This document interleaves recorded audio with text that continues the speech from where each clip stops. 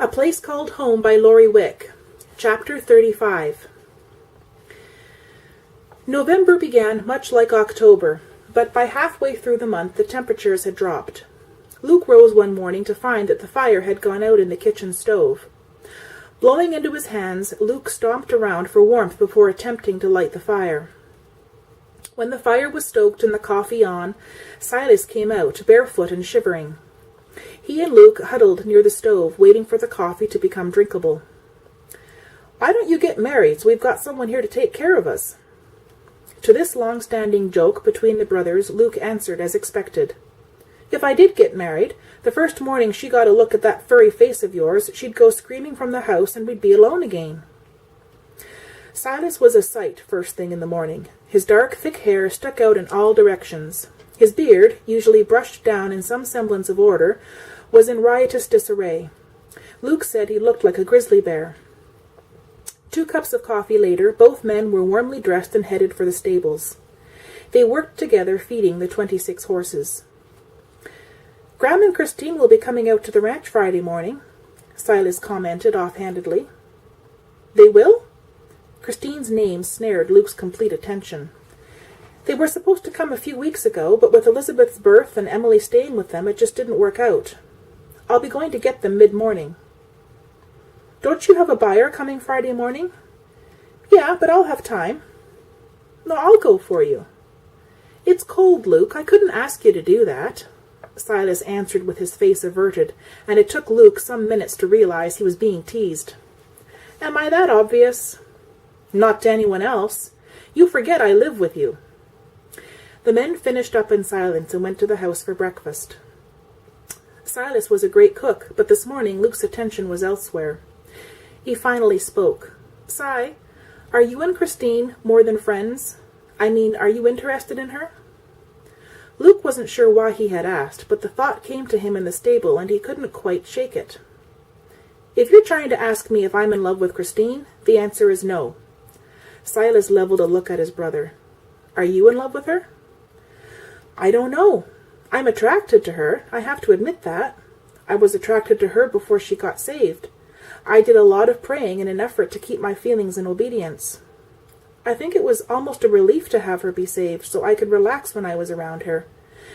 Now, being able to relax around her has just increased the attraction." "How do you think she feels about you?" "I think she's scared to death of me. I was barely able to exchange 2 words with her Sunday." "Calvin told me she cried because you teased her." "She cried?" Luke's voice was alarmed. "It was the Sunday we ate dinner at Mark and Sue's. Calvin said when she came out to play with them, her eyes were wet, and that earlier you had teased her at the table." Luke was looking miserable. Were the tears because he had teased her, or because she thought he was committed to Caroline?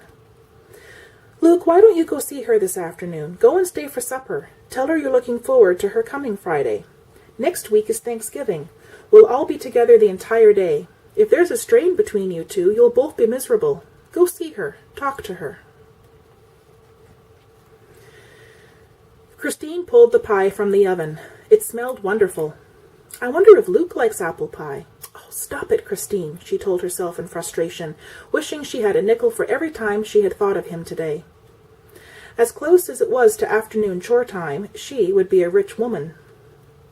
Keeping busy had always kept Christine's mind off her troubles, but not so where Luke Cameron was concerned. When she was sweeping, she remembered the warm way he smiled at her. When she ironed, she remembered the warmth of his hand, lightly and briefly on her back, so she could precede him out the door of the church. Time between Sundays was long, and when at last the next Sunday came, Christine determined to make the best of it. But when Luke had complimented her dress, and innocently asked if it had come with the new coat, Christine was so painfully reminded of the scene with the camisole that she didn't even answer him. She hadn't said 10 intelligent words to the man. He probably thought her addle-pated. Christine scolded herself. You, Christine Bennet, are not getting paid to daydream.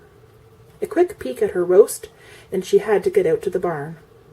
"Grandma M, I'm headed out to feed."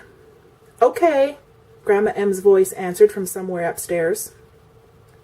Christine tugged on the ancient overcoat she used for her barn chores and slipped out the back door.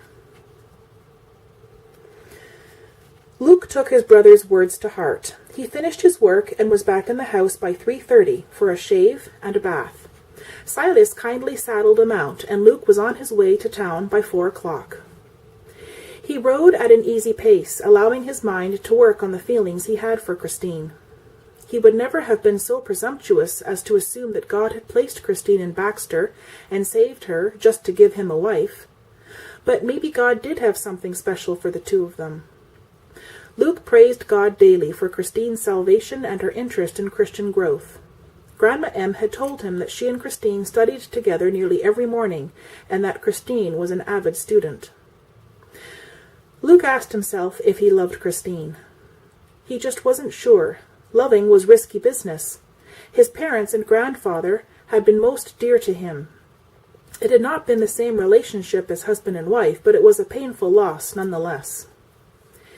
He was not worried that Christine was going to die, but she did live in Spooner. There was nothing stopping him from going to see her there, but the idea of not having her in Baxter really bothered him.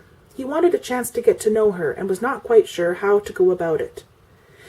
If he found he loved her, and she didn't return that love, the rejection would be bitter.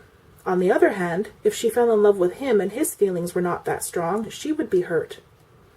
Luke rebelled strongly against this idea. She had been hurt by too many people, and he was determined not to be one of them. Luke had just arrived in town when he really began to listen to himself. He wasn't trusting God at all. He was worrying and fretting about something over which God had complete control. Luke began to pray silently, his heart humbled before his heavenly Father. He confessed the pride he had felt when thinking he could deal with this issue without God's help. A special peace stole over Luke as he communed with God. He asked God's help in obeying his will, come what may, and in listening to his own heart about Christine. Luke remembered what Silas had said. God won't hide his answers. If God wanted Luke and Christine together, Luke would eventually know it.